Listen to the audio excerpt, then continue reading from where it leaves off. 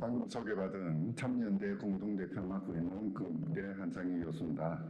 선거법 개정이 가지는 의미는 단순히 국회의원 선출하는 방식을 선택하는 것에 머무르지 않습니다. 국민이 적극적이고 능동적으로 정치에 참여하고 정책을 국민이 직접 일궈내는 실질적인 국민주권을 구현하는 그런 토대를 구축하는 일입니다. 현재와 같이 기득권 유지를 중심으로 구성된 선거제도에서는 거대 양당의 독점적이고 배타적인 의석 나눠먹기 상대화되어 있는 그 구조를 벗어나기 어렵습니다. 우리가 대표성과 대표성이 강화된 선거법 체제를 만들자. 지역구의원과 비례대표 의원의 정수가 최소한 2대1은 되도록 하자라고 외치는 것도 바로 이런 잘못된 그런 의정체제를 바꾸고자 하기 때문입니다. 국회의원들이 국민들에게 온전히 책임지는 정치, 국회가 사회적인 갈등이나 사회적인 문제들을 제대로 해결해내는 체제, 대중들이 언제든지 국회에 찾아와 자신의 이야기를 하고 자신을 대표할 수 있는 의원을 찾아 나설 수 있는 그런 국회, 그런 체제, 그것을 만들고자 하는 것입니다. 한마디로 언제나 국민이 주인이 되고 국민이 책임을 물을 수 있는 그런 정치를 만들고자 하기 위함입니다. 선거법 개정은 그래서 이 시대가 민주사회로 나아가는 그런 기로를 이루게 되는 것입니다. 이제 국회는 전원위원회를 열어서 선거제도 개혁을 위한 토론을 하겠다고 합니다. 우리는 그것이 어떻게 진행되는지, 어떻게 결결되는지 꼼꼼히 지켜볼 것입니다. 그리고 그 결과에 대해서 돈 부릅뜨고 응징하고자 합니다. 선거제도 개혁은 국민주권이 실질적이고 실효적으로 실천될 것을 요구하는 우리 헌법의 기여한 명령이기 때문입니다. 우리가 민주사회로 나아가기 위한 출발점이기도 하기 때문입니다. 그리고 그 모든 요청 아래 우리 국민들의 너무나 강력한 갈구, 바람, 요구가 자리하고 있기 때문입니다. 국회는 그리고 국회의원들은 이 시대적인 소명을 다시 한번 명심하고 그에 부응하는 그런 그 결론을 이끌어내기 바랍니다. 이상입니다. 범사련 정책위원장을 맡고 있는 인하대 법학전문대학원 명예교수 이규입니다. 예, 올해 연초부터 대통령이 선거법 개혁을 주장하고 또 국회의장인 김진표 의장께서 선거법 개혁에 대한 강력한 의지를 발표하고 또 정개특위에서도 선거법 개정을 논의하고 또 초당파 의원들이 모임을 만들어서 지금 활동을 하는 것처럼 보이고 또 전원위원회도 곧 10일부터 개최한다고 합니다.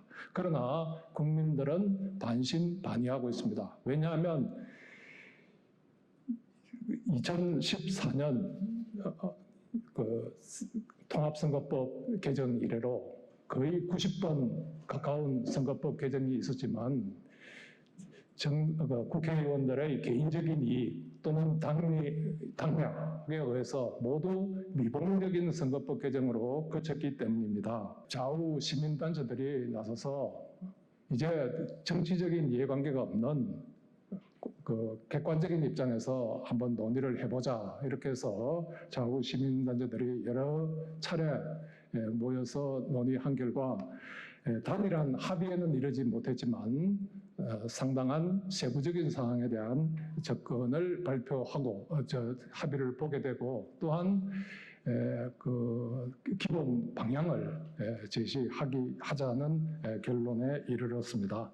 정개특위에서도 그 세 가지 전원회의에 붙일 세 가지 개혁 방안을 제시를 했는데 우리의 정치병에 비해서 그 개혁안은 상당히 미진한 부분이 있지 않은가 이렇게 생각해서 우려를 하고 있습니다. 개방 명부식 대선거구제 플러스 전국 병립형 비례대표제 도대체 국민들의 대부분은 이 말이 무슨 말인지를 모르고 있습니다. 전문가들도 자세한 내용을 보지 않고는 그 내용을 파악하기가 어렵습니다. 저 역시 내용을 한참 본 후에야 이게 그 뜻이구나 이랬는데 한마디로 표현하면 종류가 다른 비례대표제 두 개를 합친 겁니다. 그러면 전면적인 비례대표죠. 그러니까 실질하고 내용을 국민들에게 다르게 포장을 해서 전달하고 있습니다. 이것은 국민들은 자세히 알 필요 없고 그냥 투표만 하면 된다고 해서 2019년에 어떤 국회의원이 발언해서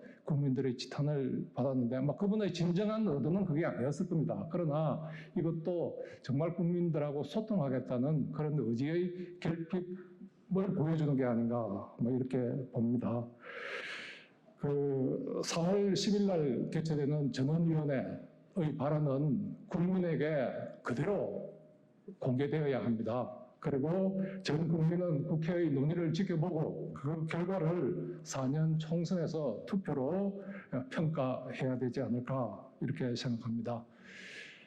비례성 대표에 우리가 합의를 하고 있지만 동시에 진영 대결 정치와 당내 권력 집중의 강화를 막을 제도적 장치도 함께 강구되어야 한다고 봅니다. 특히 우리 정당에 대한 신뢰도가 국민의 10% 내지 20% 정도밖에 되지 않습니다. 즉 다시 말해서 국민의 75% 내지 90%가 정당 못 믿겠다는 겁니다. 그런데 정면 비례대표제를 채택한다라는 것은 정당 보고 찍어라 이거거든요.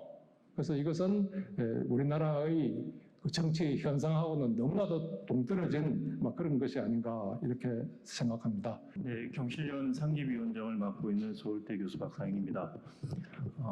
우리 국민들은 정치가 정쟁이 아닌 정책 경쟁이 되기를 원하고 있습니다. 많은 전문가들은 현행 선거구제에서 비례 의석이 이 정도 비중이 낮다면 우리가 원하는 정책 경쟁은 불가능하다고 판단하고 있습니다. 그래서 범시민단체들이 공통적으로 요구하는 것 중에 하나가 바로 비례 의석의 비중을 늘려라는 것입니다. 국민들이 선거제도 개편을 통해서 우리가 영원하는 정쟁이 아닌 정치 경쟁이 일어나는 정책 경쟁이 일어나는 정치로 만들기 위해서 무엇을 해야 되는가에 대해서 잘못 이야기하는 단초도 되고 있습니다.